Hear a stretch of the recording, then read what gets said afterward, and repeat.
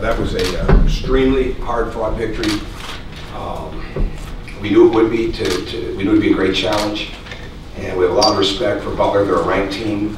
They deserve that ranking, and they've got a. I'm not sure I can find a lot of weaknesses in their game, in their team. I mean, they're deep. They shoot it.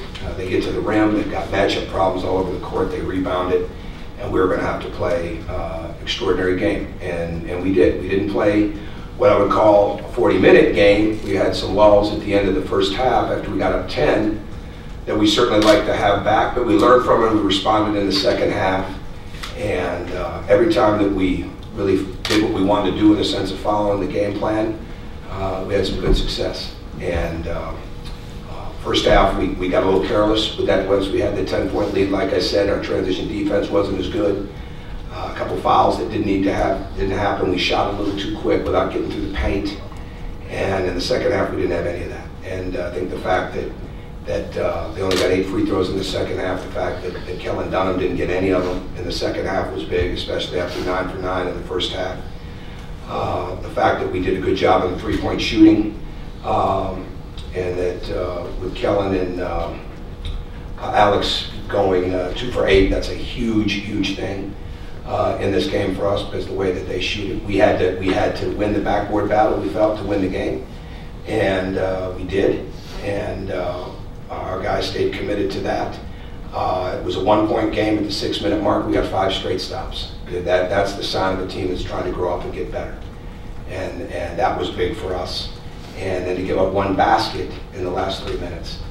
And a lot of learning for us to do, obviously, in a short period of time before we play New Orleans, who's coming off a game, a win on the road last night against Southern Illinois.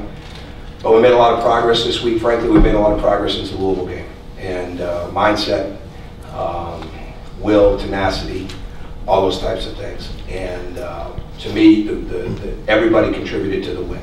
They absolutely contributed to it. Yogi did a fantastic job of coming back in the second half. And because really Yogi was as locked in, as excited this week. He's always locked in. But there was just a little different level for him this week. And it was almost like a hot air balloon got all the air taken out of it when he got that second foul. And I felt bad for him. But at the bottom line, we knew we'd close the game with him on Dunham, and we wanted to get the game started right with him on Dunham. And he had a couple of calls not go for him. We need his leadership, whether he's on the court or off. And in the second half, he brought it at a high level. So Troy continues to grow. Troy is trying to do the very best he can do for responding. From the Louisville game, when his backboard work was not up to par, he's made that much more of a desire for him. I think that showed today. He's getting better constantly. They all are. So proud of the win, proud of the way our coaches prepared him, especially Tim Buckley having the scout for this. And really proud that we have another guy cross the 1,000-point mark today like Yogi did. So extremely happy for him in that personal regards too. Zach? It's a little procedural, but you talked about opening and closing on Yogi. I know you used to do that with Victor Oladipo some too. How important was it for other guys to be able to handle like sort of the middle of the game with Dunham so that you didn't have to wear Yogi down? Well, we had numerous defensive things that we were going to do, and we did them for the most part, with different coverages. But Dunham is a hard matchup because he does so much after he catches the ball. First, he does a great job of moving without the ball, using screens, cutting, changing speeds, working to get open. But then there's so much movement once he gets the ball. So you have to have incredible discipline once he gets it. And he's very adept and very good at drawing fouls.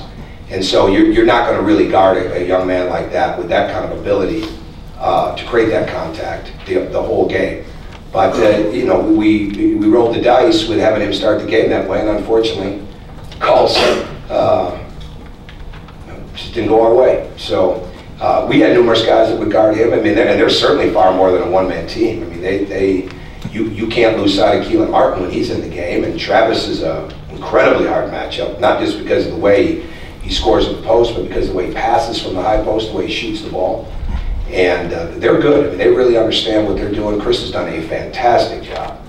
He really has. I mean, he is an excellent coach. I don't know him well, but I've watched his teams at Gardner-Webb. We even went back and studied some of the things they did at Gardner-Webb, if we put in a couple different defenses this week, we have a lot of respect for what he does. And Michael Lewis is doing a fantastic job over there as well, and is a future head coach. Not to mention the other guys they have on their staff. I just know Michael will do better. Mike, you mentioned earlier about a team trying to grow up and get better.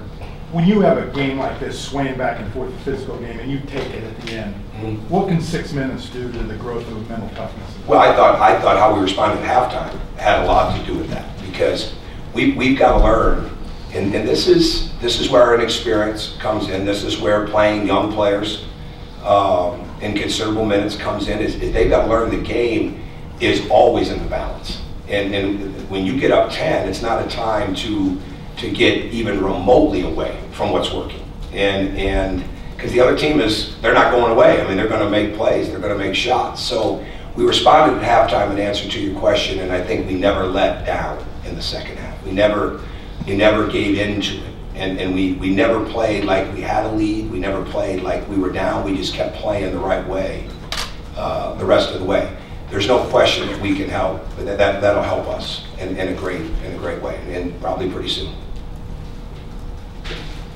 Coach, Troy had 11 rebounds, Hunter with 9. How big were they to your team's success today? It's obvious. When we have to win the rebounding game, when you're dealing with the way Butler rebounds the ball, and when they're playing Roosevelt Jones at point, and he's one of the better rebounders around. Woods is maybe per minute as good offensive rebounder as there is in the nation. I'm not sure what the numbers would if they back that up, but he certainly appears that way because he goes every time. Travis is good there. I mean, when Austin and Weidman are in, they're going to the basket every time to rebound. So we had to do, first and foremost, we had to do a really good job of blocking out and make contact and have that. And I thought it was way better. I'm not sure how it'll grade out, but I think it'll be way better. Couldn't have been much worse in the Louisville game. So I mean, it's been considerably better. And at the same time, we went to the offensive boards. And I think, judging by the 15 that we had, second chance points, fairly even. But the bottom line is we got to the offensive glass too, which is something that we have to do. So they both did a great job there. But I think James Blackman getting 8 boards, Rob Johnson getting 4 boards. Those are huge things for us. We've got to be a team rebounding group every night. Okay. Yeah, I mean, I guess along that same lines, moving forward, I mean, Big Ten's going to be here in a couple of weeks. The rebounding trend from today, I mean, it's got to be a huge positive. Well, there's no question, and we've got to, what we've got to do is just keep doing more of what we've been doing. I mean, it's just got to become a mindset. We mix the drills up. It's certainly a key point every time you're playing anywhere from 1-on-1 to 5-on-5. We have our rebounding drills, but it's just got to be something where you go every time. And young players, a lot of times, 2 things happen. Number one, they base their game, they base their validation based on their offense. And they see their value based on how they're scoring points, not on how they're impacting winning. Because they're used to being able to do a lot of things that become a lot easier at the other level, at the high school level or prep school level. It becomes a lot easier. So I wouldn't say you take defense and rebounding for granted, but it's a lot easier to get those things done. No, here you have to actually fight for it. You have to actually go in and get into somebody's body. You have to actually do it every time. And that takes a while for guys to learn that. It takes a while for that to be ingrained, that's part of the whole fabric of winning. And it sounds easy, but it's not, because you've got to, but once they get it, then they get it. And that's what we've got to keep building towards that, because we're going to see that every night. We'll see that on Monday night with New Orleans. And so every game that you play, you got to have the same mindset when it comes to defensive transition, all right, how you're going to play personnel, and when that shot goes up. Jeff. Tom, you've talked about Troy a lot as far as being a guy who needs to kind of understand when to kind of be in 5th gear and when to kind of gear down a little bit. His last 4 halves of basketball, how much are we starting to see that? Well, I think he's very smart, for one thing, and he's a smart person who picks up things quickly, all right, but at the same time, he's sometimes his own worst enemy when it comes to being stubborn as to what really works, and he's growing out of that, and I think that's a big thing. I'd rather have a guy that can get to that 5th gear than one that can't, because you can always turn the gears down a little bit, but it is really, really hard, okay, to get those gears higher, right? So he's learning more about patience with the ball. He's gotten better in the screen and roll game in the last couple of weeks. It started to show up. He's gotten better with being more tenacious, but he's also got a lot of personal determination to be a great player. And I think when you have that, you look at the film, it doesn't matter how smart you are, book smart, basketball smart, if you can't be honest with yourself with what you see on film. And if you see it on film and it doesn't look right, you have to fix it. There's no rationalizing, you have to fix it. And he needed to become a more aggressive rebounder, a guy that uses screens better, because we want to put the ball in his hands. I mean, the more times you can do it, it frees up our guys for shots. He's got to become a more committed defender, and he's got to stay absolutely humble as he does it. And we've made progress, and we've got to keep making progress. It's a lot like Hunter. You want every day, you want them to be better than what they were. It sounds corny, but it's the absolute truth. They can't get ahead of themselves, and we've got to keep holding them to that standard that they're raising every day. Time you started, Zeisloft and Hartman in the second half, what was the thinking? The thinking was we needed to be just a little bit older, and it wasn't about offense, it was more about mindset.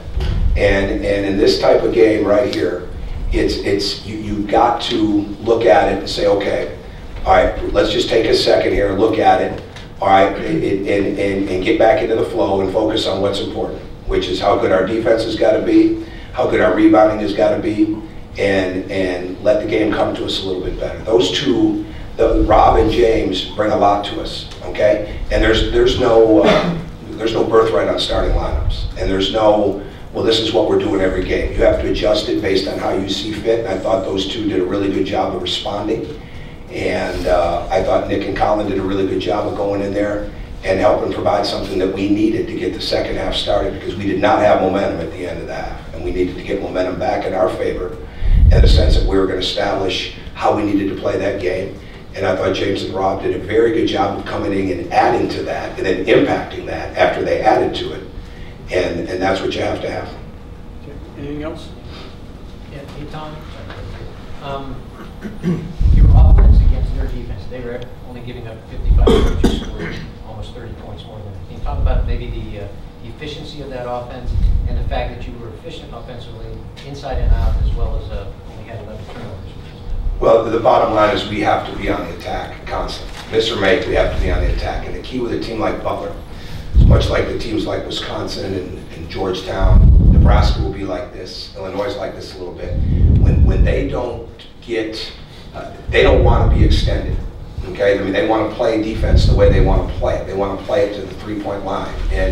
And you've got to push and attack and utilize all your opportunities on the break. But at the same time, you don't want to come down and just turn it into a half-court grinded out offense. So even when you're in the half court, you've got to keep the ball moving. So basically, it's be on the attack. It's not there, get it swung, get it back out, but don't stop moving. Don't stop and let's just set it up unless we found something that we want, you know, which certainly happens.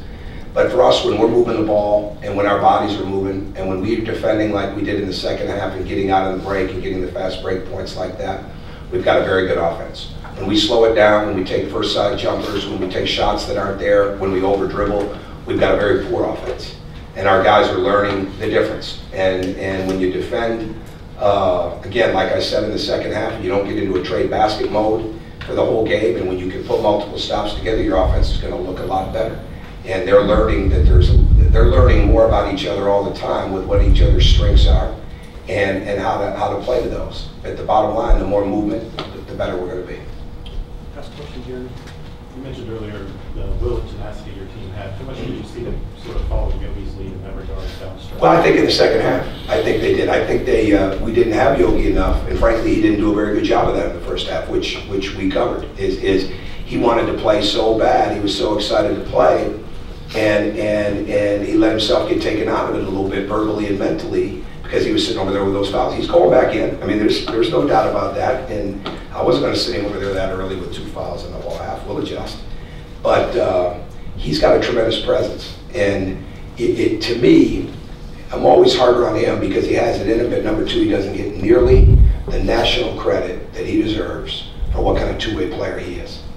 And he wants to guard. It doesn't matter who we ask him to guard. He'll take that matchup and he'll do the right things with it. And you saw what happened in the second half when he wasn't sitting there dealing with fouls and having to play, you know, casual, the discipline that he had, you know, not fouling like we did a couple times with Kellen. Kellen's a hard matchup because he's constantly looking for contact and he's constantly creating it.